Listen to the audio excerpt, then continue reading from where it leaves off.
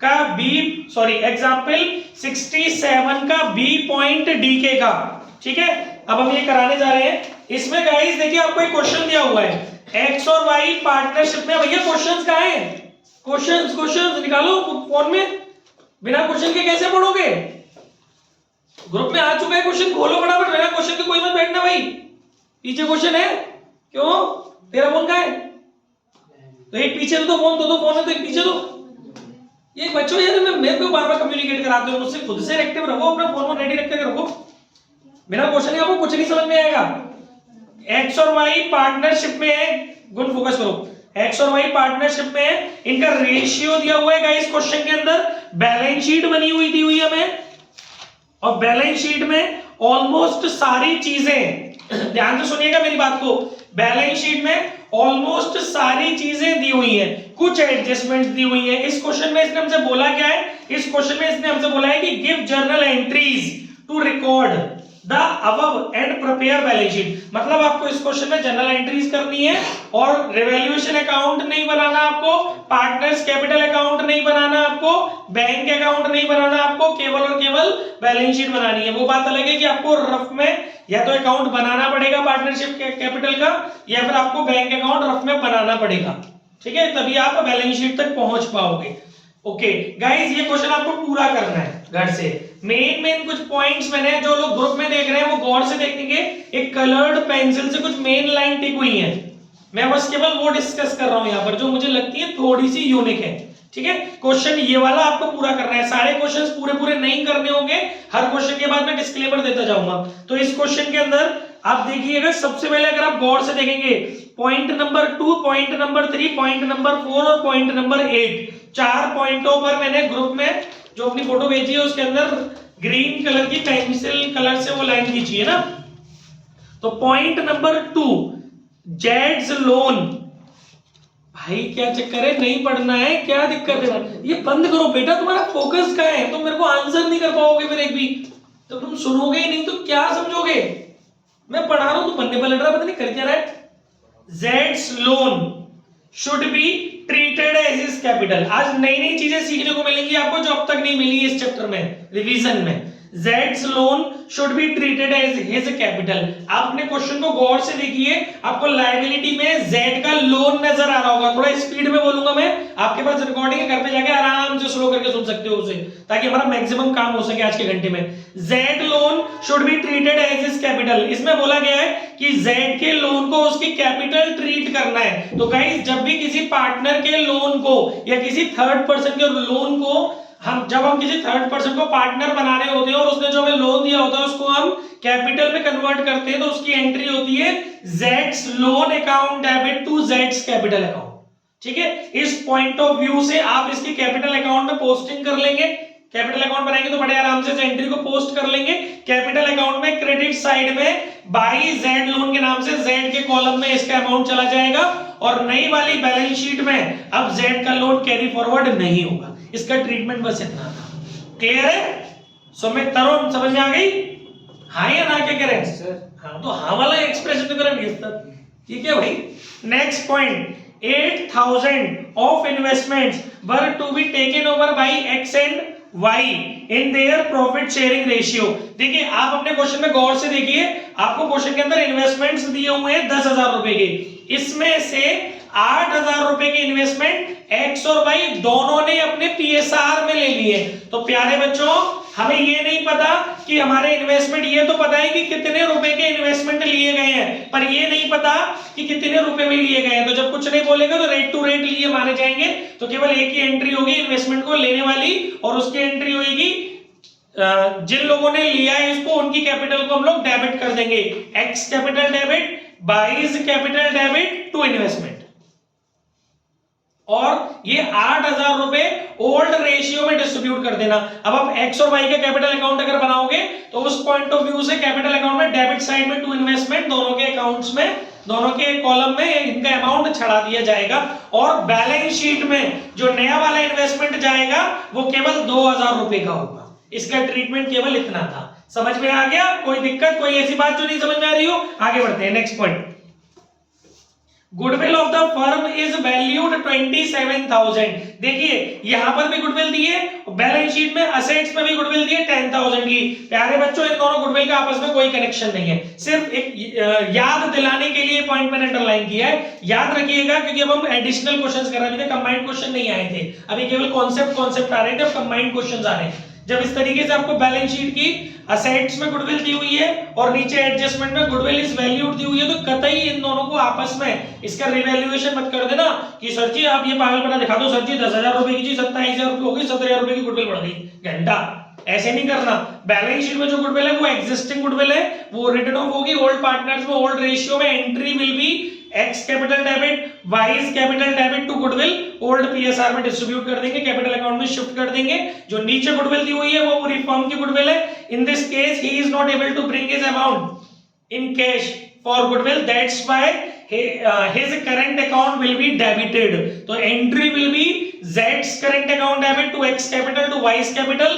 पूरी फर्म की गुडविल में Z के प्रॉफिट शेयर से उसके पार्ट की गुडविल निकालेंगे और उसको सैक्रिफाइस रेशियो में डिस्ट्रीब्यूट कर देंगे, और जो निकल के आएगा अमाउंट वो Z's करंट नाम से बैलेंस शीट में असेट्स में जाएगा। ये प्रोसीजर हो गया गुडविल का। ठीक है, आगे बढ़ते हैं। Last but not the least point of about this question is that X is to withdraw 6,000 in cash। एक जर्नल एंट्री है, X जो कि एक ओल्ड पार्टनर है, उसने 6,000 रुपए फर्म से अपनी कैपिटल विड्रॉ कर ली है, तो entry will be X capital account debit to cash, capital account में कनेक्ट हो जाएगी, कैश अकाउंट में या बैंक टू बैंक लिख देना, X capital account debit to bank. क्योंकि बैलेंस शीट में छोटी से छोटी बात को ध्यान से सुनना, बैलेंस शीट में कैश दिया है तो एंट्रियों में कैश चलेगा, बैलेंस शीट में बैंक दिया है तो एंट्रियों में बैंक चलेगा, दोनों दिए तो जिसका अमाउंट बड़ा है वो चलेगा एंट्रियों में।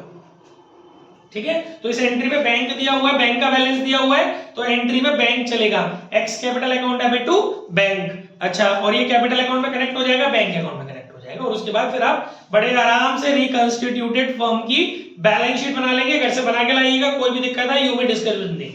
ठीक है गाइस, और कुछ नहीं रहता इस वाले क्वेश्चन में। नेक्स्ट क्वेश्चन, पॉज, फोटो खींचने। टीएस पहुंच गया बेटा, नेट में चल गया। अच्छा, इसमें भी आप लोग गौर से देखो, पार्ट लिखा हुआ है, पूरा क्वेश्चन सॉल्व नहीं करना घर जाके, अननेसेसरी लोड नहीं दे रहा हूं आप पे, जो मुझे लग रहा है क्वेश्चन पूरा करवाना है वही करवा रहा हूं आपसे।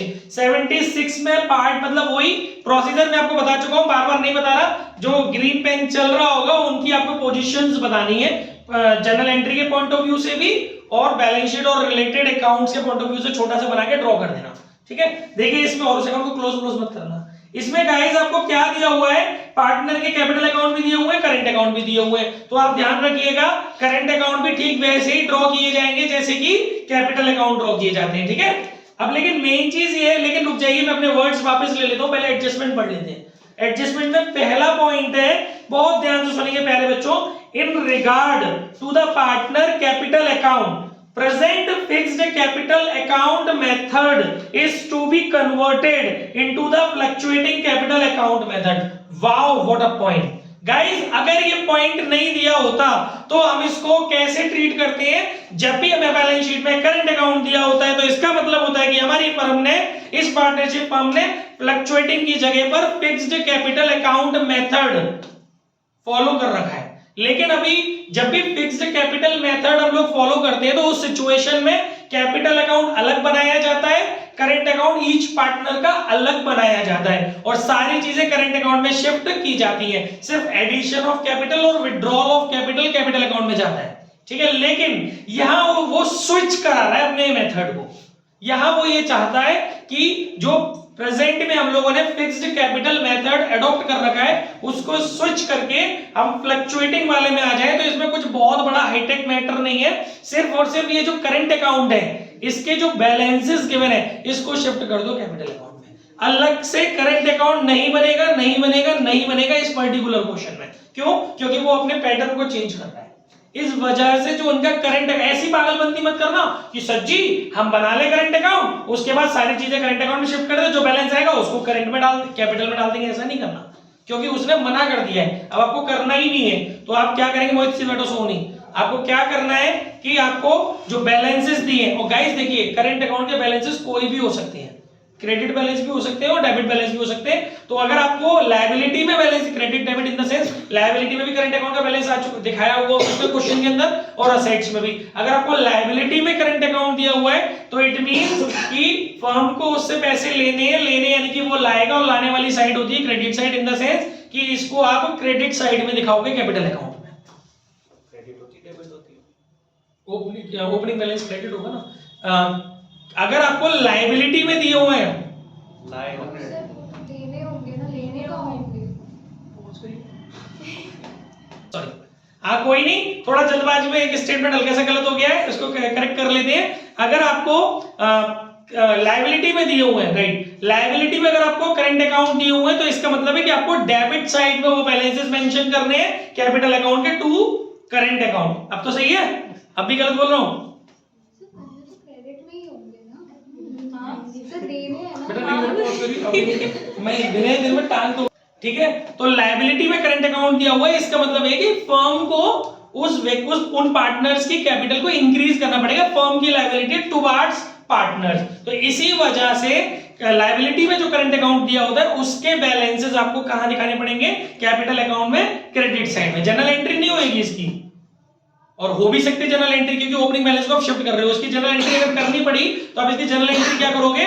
जो पार्टनर्स हैं उनका करंट अकाउंट आप कर दोगे डेबिट, और जो पार्टनर्स हैं उनका कैपिटल अकाउंट आप कर दोगे क्रेडिट, ठीक है। और अगर अपोजिट होता, सपोज एक आध पार्टनर का है क्या इसमें ऐसा कुछ, सपोज अगर एक आध पार्टनर का असेट्स में दिया होता तो उसकी जनरल एंट्री हो जाती partners capital account debit to partner current account, ठीक है। उस पॉइंट ऑफ व्यू से आप इसको ट्रांसफर कर लेना, ओके। बाकी सब कुछ अब आपको जो भी है रिवैल्यूएशन है, उसका प्रॉफिट लॉस या कोई भी रिजर्व वगैरह, मतलब ए टू जेड जो भी चीजें अभी तक आप करंट में कर रहे थे इस क्वेश्चन के अंदर, वो अब आप आगे से किस में करेंगे?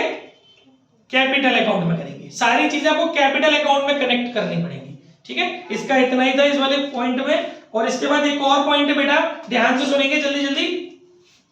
Bills of 20,000 accepted from creditor were not recorded in the books. देखिए, क्रेडिटर से हमें बिल मिला, मतलब आप हमारे क्रेडिटर थे, लेकिन आपने क्या किया? क्रेडिटर यानी कि जिनसे क्रेडिटर लाइक अनसिक्योर्ड है ना, लेकिन अब आपने क्या करा? आप दूसरी कैटेगरी में स्विच होके आ गए। आपने क्रेडिटर वाली पोजीशन छोड़ दी और आपने हमें एक बिल ऑफ एक्सचेंज दे दिया। मतलब क्रेडिटर वही तो है, मतलब हमने आपको बिल ऑफ आपने हमें बिल दे दिया, हमने उसको एक्सेप्ट करके आपको वापस कर दिया। क्रेडिटर यानी कि हम फर्म को आपका पैसा देना था, आपको हमसे पैसे लेने थे एज ए क्रेडिटर, लेकिन आपने अपनी पोजीशन स्विच कर ली है। अब आप एक क्रेडिटर की लिस्ट के रूप में नहीं हो हमारे यहाँ, आप बिल्स ऑफ एक्सचेंज वाले बन गए, यानी कि फर्म का बिल्स पेबल जनरेट हो गया है। क्रेडिटर खत्म हो रहा है इस एंट्री में, क्रेडिटर डिक्रीज हो रहे हैं। इन शॉर्ट इस एंट्री का मतलब ये है कि क्रेडिटर डिक्रीज होंगे और आपका बिल्स पेबल इंक्रीज होएगा, ठीक है। तो इस चीज को, जब आपकी एक चीज खत्म हो रही है और एक चीज बढ़ रही है, तो इस चीज को पहले तो वहां मत दिखाना, कहां? रिवैल्यूएशन मत दिखाना, क्योंकि आपको पता होगा रिवैल्यूएशन जो होता है वो असेट्स और लायबिलिटीज के प्रॉफिट लॉस को बनाने के लिए, दिखाने के लिए बनता है, ठीक है। तो आप इसमें इसको रिवैल्यूएशन से कनेक्ट मत करना, लेकिन इसका जो अकाउंटिंग ट्रीटमेंट होगा वो बैलेंस शीट के अंदर होगा। बैलेंस शीट के अंदर क्रेडिटर में से कितने बेटा? 20,000 माइनस कर दिए जाएंगे, और बिल्स पेबल पहले से थे क्या हमारे पास? हाँ थे, उसमें प्लस कर दिए जाएंगे। तो जो 50,000 के बिल्स पेबल थे उसमें 20,000 जुड़ जाएंगे, और जो क्रेडिटर थे 1,30,000 के, उसमें से 20,000 घट जाएंगे, तो जो बचेंगे वो 1,10,000 बचेंगे। केवल इस एंट्री का कॉन्सेप्ट बताया मैंने। अभी और भी एंट्री हो तो वो अपनी जगह पर जैसे होती है वैसे होंगी, सिर्फ ये एंट्री कैसे कनेक्ट होनी है वो समझाइए मैंने, ठीक है। एक लायबिलिटी दूसरी लायबिलिटी में स्विच हुई है, बस रिवैल्यूएशन से कोई लेना देना नहीं इसका। इसके बाद एक और पॉइंट है, शिव प्रोवाइड्स। शिव गाइस इसमें पुराने पार्टनरों में से एक पार्टनर है, दो पार्टनर है शिव और मोहन, और नई वाली जो है वो जिया, ठीक है। तो Shiv provides 50,000 loan to the business carrying interest at the rate 10% पर एनम। तो देखिए, अभी इस इंटरेस्ट का तो कोई रोल प्ले नहीं हो रहा, ये पता है बस हमें कि शिव ने 50,000 रुपए का लोन दिया है फर्म को। तो जब भी कोई पार्टनर फर्म को लोन दे रहा है तो बच्चों क्या एंट्री होगी? बैंक अकाउंट डेबिट, बैंक के कैश, यहां पर bank account debit to Shiv's loan, account, ठीक है। तो एक तो आपका बैंक के अकाउंट में चला जाएगा ये, और बैलेंस शीट में लायबिलिटी में चला जाएगा शिप्स लोन के नाम से, लोन फ्रॉम शिप भी कर सकते हो। ओके, और कोई दिक्कत इस वाले पॉइंट में? मुझे नहीं लगता कुछ और होना चाहिए। पॉज मारो। देखिए नेक्स्ट क्वेश्चन है गाइस, टीएस ग्रेवाल का 73 वाला। तो 73 वाले में ये भी मैंने पार्ट लिखा है, दिखाई दे रहा होगा पेंसिल से पार्ट, यानी इसको भी पूरा मत करना, ठीक है। इसमें देखिए पेंसिल कहां पर चल रही है, पॉइंट नंबर ए में चल रही है और पॉइंट नंबर बी में चल रही है, दो पॉइंटों में चल रही है। अभय इज टू ब्रिंग, इसमें बोल रहा है अभय, एक्चुअली इसमें दो पार्टनर है, अतुल और अमित, दो पुराने पार्टनर है, नया वाला पार्टनर है बेटा अभय, ठीक है। इसमें भी आपको कैपिटल के और करंट के दोनों बैलेंसेस दिए हुए हैं, तो कोई दिक्कत नहीं, आपको करंट अकाउंट बनाना पड़ेगा इसके अंदर, क्योंकि इसमें स्विच तो करवा नहीं रहा है। ओके, तो अभय इज टू ब्रिंग, ध्यान से सुनेंगे, Abhay is to bring 65,000 as capital, मतलब जो नया पार्टनर है अभय, उसको टोटल कितना पैसा कैपिटल के रूप में लाना है, 65,000 रुपया। लेकिन एक बात को ध्यान में रख करके लाना है, after adjusting amount due to him included in creditor and his share of goodwill। वाह, मतलब उसको जो पैसा लाना है वो शेयर ऑफ गुडविल और क्या चीज है, क्रेडिटर। मतलब अभय, आपको क्वेश्चन में देखिए, आप इस क्वेश्चन के बैलेंस शीट में आपको अभय नजर आ रहा होगा, क्रेडिटर लिस्ट में देखना है क्या, नजर नहीं आ रहा, मतलब क्रेडिटर जो 40,000 के है ना, आपको क्वेश्चन के अंदर 40,000 रुपए के क्रेडिटर दिए हुए हैं, उस लिस्ट के अंदर एक व्यक्ति है अभय, जो पहले हमारा क्रेडिटर था, अब वो हमारा पार्टनर बन रहा है। तो उससे हमारा जो लेन देन था, फर्म को जो अभय के पैसे देने थे एज अ क्रेडिटर, अभय जो हमारे सामने था, वो कितने रुपए से था बेटा, वो सेकंड कॉलम में दिया है, सेकंड एडजस्टमेंट में दिया है, 10,000 is included in creditor is payable to Abhay which is to be transferred to his capital account। अब यहां उसने क्लियर कर दिया कि अभय हमारे पास कितने रुपए से क्रेडिटर था, हमारे पास 10,000 रुपए से। अब ये 10,000 रुपए जो, मतलब फर्म को जो उसके 10,000 रुपए एज अ क्रेडिटर देने थे, अब फर्म ने उसको एज अ कैपिटल कन्वर्ट कर दिया। तो आपकी इसमें एक एंट्री वही वाली होगी जो अभी थोड़ी देर पहले हुई थी, कि आपके क्रेडिटर बने कैपिटल, तो एंट्री बन जाएगी creditor account debit to Abhay's capital 10,000, ठीक है। 10,000 रुपए तो ये हो गए, और उस पॉइंट ऑफ व्यू से बैलेंस शीट में जो अब क्रेडिटर जाएंगे वो कितने के जाएंगे, 30,000 रुपए के, 40 के नहीं जाएंगे, 30,000 रुपए के जाएंगे, ठीक है। और आपकी ये जो कैपिटल होगी बाय क्रेडिटर के नाम से, आपकी कैपिटल अकाउंट में चली जाएगी। ये आपने गलत किया था क्वेश्चन पर, या आपने शायद वाला क्वेश्चन उसमें गलत कर रखा था, उसमें बैंक के नाम से दिखा रखा है, वो क्यों लाएगा पैसे 10,000 रुपए, ये तो बाय क्रेडिटर, या हो सकता है मैं गलत बोल रहा हूँ, एक और क्वेश्चन है ऐसा शायद वहां किया हो आपने, दोनों में से एक जगह गलती की है बेटे वाली। तो ये आपका जाएगा बाय क्रेडिटर के नाम से अभय की कैपिटल अकाउंट में, ठीक है, क्रेडिट में। एक तो ये हो गया। अच्छा, अब ये देखो कि उसको घर से कितने लाने हैं, देखो टोटल कितने लाने थे। अच्छा, इसमें गुडविल नहीं दी है, गुडविल के लिए नीचे पॉइंट दिया हुआ है, उसकी मदद से आपकी जो गुडविल निकल के आएगी वो आ जाएगी अभय के हिस्से की गुडविल 5,000 रुपए, ठीक है। अब ये बताओ मुझे कि अभय कितने पैसे लेके आएगा, बताओ अभय को टोटल कितने पैसे लाने हैं। फिर से लाइन पढ़ रहा हूं मैं, ध्यान से सुनो, ध्यान से सुन के बताना, पूछूंगा Mohit. Abhay is to bring 65,000 as capital after adjusting amount due to him included in creditors and his share of goodwill. मतलब अभय को 65,000 रुपए लाने हैं, जिसमें से 10,000 रुपए तो उसने अपने कैपिटल में से, वो क्रेडिटर में से एडजस्ट करा दिए। अब वो कितने लेके आ रहा होगा, 55 ला रहा होगा कि 50 ला रहा होगा, 60 ला रहा होगा, वो 60,000 रुपए ला रहा होगा। 55,000 रुपए वो कैपिटल के लेके आएगा और 5,000 रुपए वो शेयर ऑफ गुडविल लेके आएगा, क्योंकि उसमें ऐसा कहीं नहीं लग रहा पढ़ के कि उसके अंदर ही इन्वॉल्व है, क्योंकि उसने क्लियर कर तो दिया पहले ही, टू ब्रिंग 65,000 एज कैपिटल। तो मतलब ये पूरा की पूरा पैसा जो है वो कैपिटल के रूप में है। हाँ 70 लाएगा। 70 क्यों लाएगा, आफ्टर एडजस्टिंग लिखा है ना, मतलब खत्म करने के बाद। नहीं बेटा, यही चीज तो उसको 2-3 बार थोड़ा ढंग से पढ़ने पर समझ में आएगा। वो उसका ये मतलब नहीं है इस क्वेश्चन के अंदर कि 65,000 रुपए वो नेट लेके आया है, ये नहीं है इसके अंदर मीनिंग। वो क्रेडिटर के अमाउंट जोड़ने के हटाने के बाद 65 यही तो नहीं कह रहा है वो, बस वही तो नहीं समझ पा रहे हैं हम लोग। वो ये नहीं बोल रहा है कि उसको नेट 65,000 रुपए लाने। नेट का मतलब होता है कि ग्रॉस शायद ज्यादा अमाउंट था आपके अकॉर्डिंग, अगर मैं आपके स्टेटमेंट पे चलूं तो आपके अकॉर्डिंग ग्रॉस हो गया 75,000। नहीं, ऐसा नहीं है। उसको 65,000 रुपए क्रेडिट कैपिटल के रूप में लाने, नेट कैपिटल नहीं लिखी वहां पर, 65,000 रुपए कैपिटल लाने, लेकिन इसमें भी आपको एडजस्ट करना है उसका क्रेडिटर, उसकी कैपिटल 65,000 है। अगर यहाँ लिखा होता ना कि he has to bring net amount of capital 65,000 तो समझ में आता कि इसमें से क्रेडिटर का जो एडजस्टमेंट है वो हो चुका है, अभी आपको करना पड़ेगा क्रेडिटर का एडजस्टमेंट। यहाँ आपको जो पैसे लाने हैं वो 55,000 रुपए लाने हैं। पुरानी कॉपियों में कैसे बेटा, ठीक है। तो इसका हमने एडजस्टमेंट समझ लिया कि एक एंट्री क्रेडिटर को कन्वर्ट करने की हो जाएगी कैपिटल में, क्रेडिटर अकाउंट डेबिट टू अवेज कैपिटल 10,000। बाकी बच्चों जो हमारा नई एंट्री होगी वो 55,000 रुपए की कैपिटल लाने की होगी और 5,000 रुपए प्रीमियम लाने की होगी और बैलेंस शीट में क्रेडिटर हमारे 10,000 से कम हो जाएंगे, ठीक है।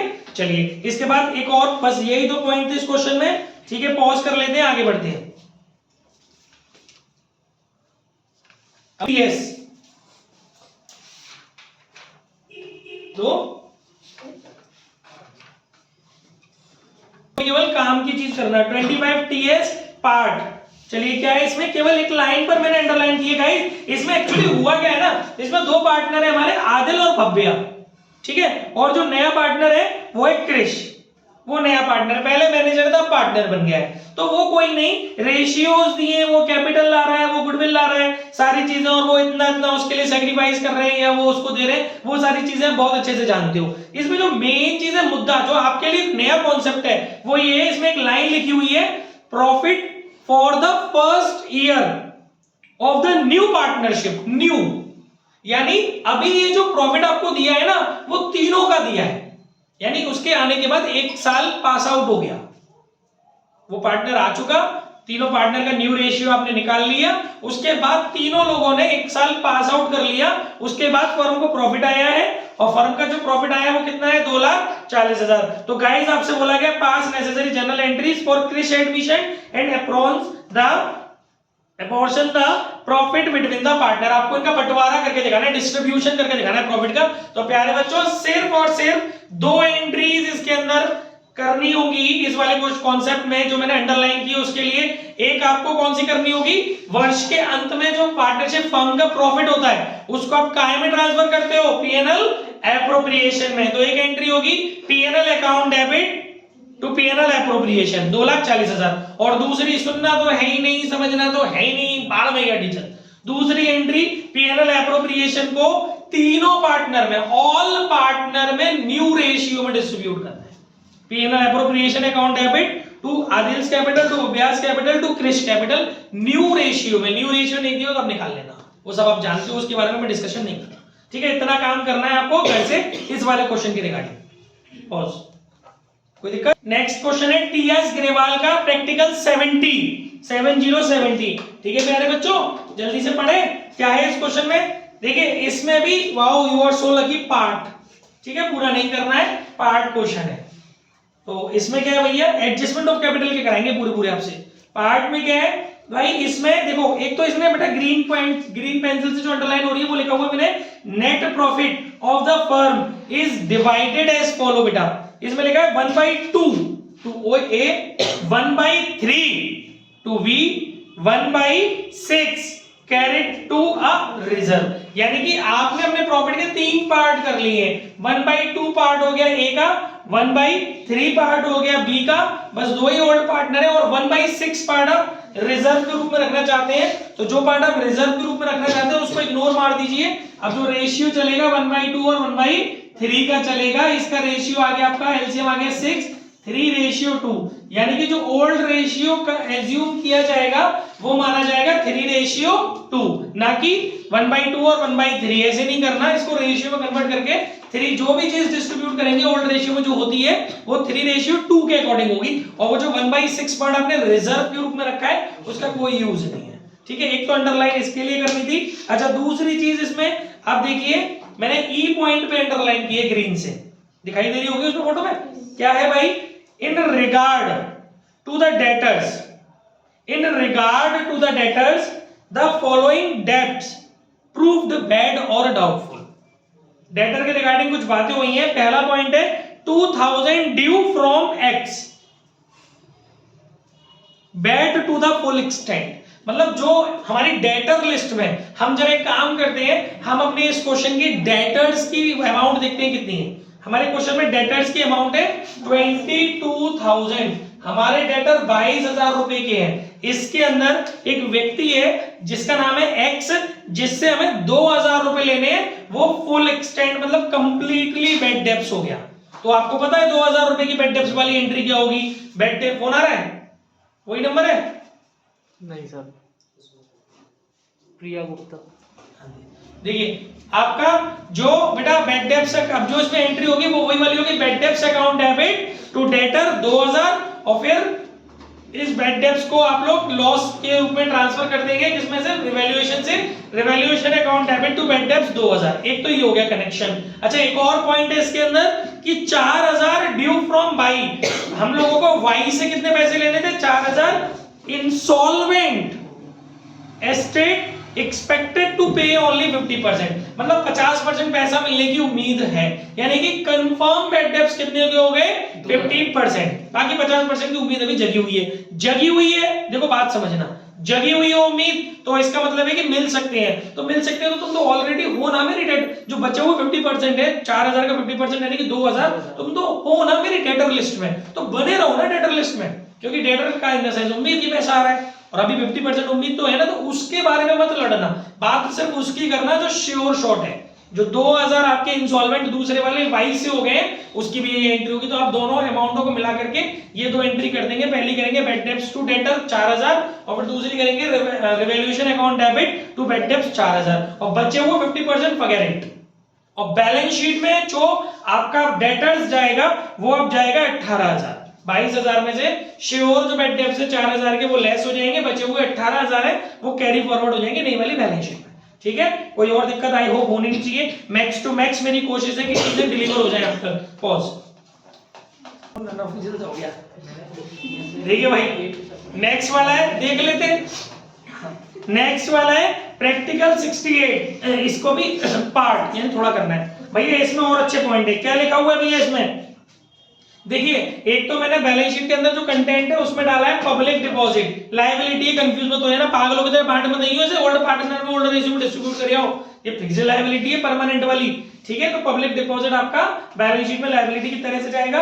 दूसरी चीज इसमें सी पॉइंट पे मैंने अंडरलाइन किया है, goodwill of the firm is to be valued. देखो मेरी कोशिश आपसे गलती ना हो, इसीलिए वाला पॉइंट मैंने लगाया है।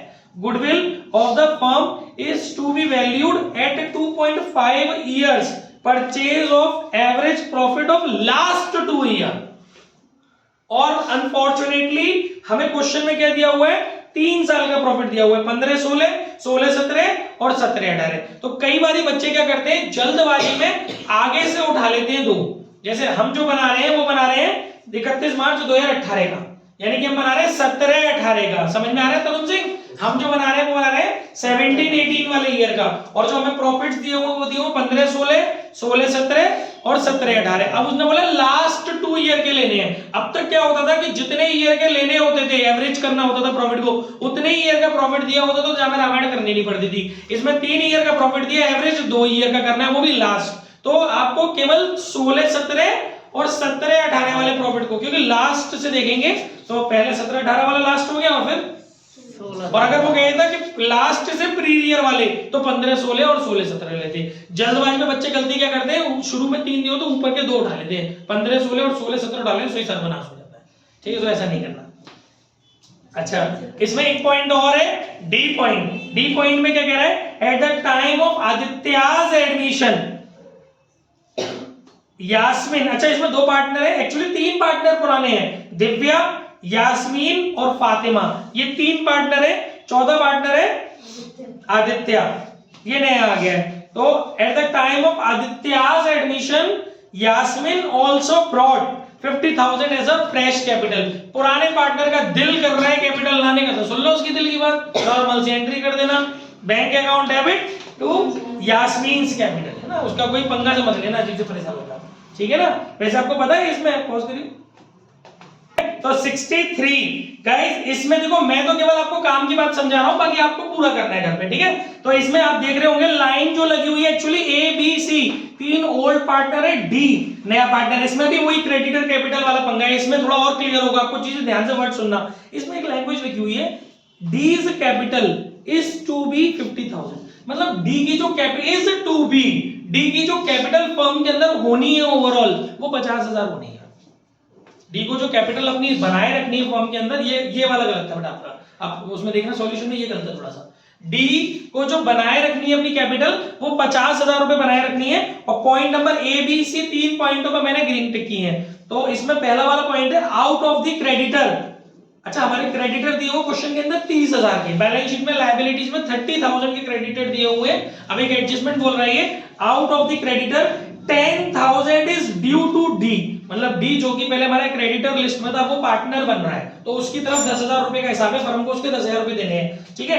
It will be adjusted against his capital, तो क्लियर हो गया वही चीज कि 10,000 रुपए उसकी कैपिटल के हो गए, तो इसकी नॉर्मल एंट्री हो जाएगी creditor account debit to D's capital. और अब जो डी को लेकर के आना होगा अपने घर से एज अ कैपिटल वो 40,000 रुपए लाने होंगे, क्योंकि टोटल 50,000 रुपए लाने हैं। तो इसमें भी आपको क्लियर हो गया, वो आप आफ्टर से भी समझ रहे थे, जब कुछ नहीं लिखा तो भी आप समझ रहे हैं, क्योंकि इसमें वर्ड लिख दिया इज टू बी, है ना। तो मतलब इसकी इतनी कैपिटल होनी चाहिए फर्म के अंदर, जिसमें से 10,000 वो अपने क्रेडिटर में से कन्वर्ट करवा रहा है और बाकी के 40,000 वो कैश में ले आएगा। तो एंट्रीज अब आप सब जानते हो। आगे एक पॉइंट है इसके अंदर, advertisement expenses of ₹1200 are to be carried forward as prepaid. जो हमारा एडवर्टाइजमेंट का खर्चा है वो 1200 रुपए का प्रीपेड के रूप में रखना है। पहली चीज तो क्वेश्चन के अंदर ही नहीं दिया कहीं एडवर्टाइजमेंट एक्सपेंसेस, तो इसका मतलब आपको क्वेश्चन के अंदर नहीं दिया है और एडवर्टाइजमेंट एक्सपेंसेस को प्रीपेड कर रहे हो आप अब, तो इसका मतलब इंक्रीज इन असेट्स वाला कॉन्सेप्ट जनरेट हो गया। तो जो एंट्री होगी वो इंक्रीज इन असेट्स वाली होगी, prepaid advertisement expenses account debit to revaluation. और प्रोसीजर आप जानते हो कौन सी चीजें कहां जाती है, असेट्स में चला जाएगा, ये प्रीपेड और रिवैल्यूएशन अकाउंट में चला जाएगा। तीसरा point, expenses debited in the PNL include 2000 paid for 20 personal expenses. जो आपके रिवैल्यूएशन एक्सपेंसेस हुए हैं उसमें आपने क्या करा है बेटा, उसमें आपने क्या कर दिया है कि उसमें पैसे जो है वो पर्सनल है बी के, यानी फर्म ने बी का पर्सनल खर्चा कर दिया है। तो अब आप क्या करोगे, बी को अगर हम बी का फेवर करेंगे, फर्म ने बी का पर्सनल एक्सपेंसेस फर्म ने मेट कर दिया है, तो बहुत इजी सा कॉन्सेप्ट है कि बी की कैपिटल को डेबिट कर दो, करंट अकाउंट है नहीं इसमें, B is capital account debit to revaluation, ठीक है, क्योंकि फर्म पे उसका इंपैक्ट डालना पड़ेगा ना। बस, और तो इसमें कोई पॉइंट है नहीं है, बाकी सारे पॉइंट आपके ऑलरेडी डिस्कस्ड है in previous lectures. I hope अब कर लोगे आराम से, पॉज मारो।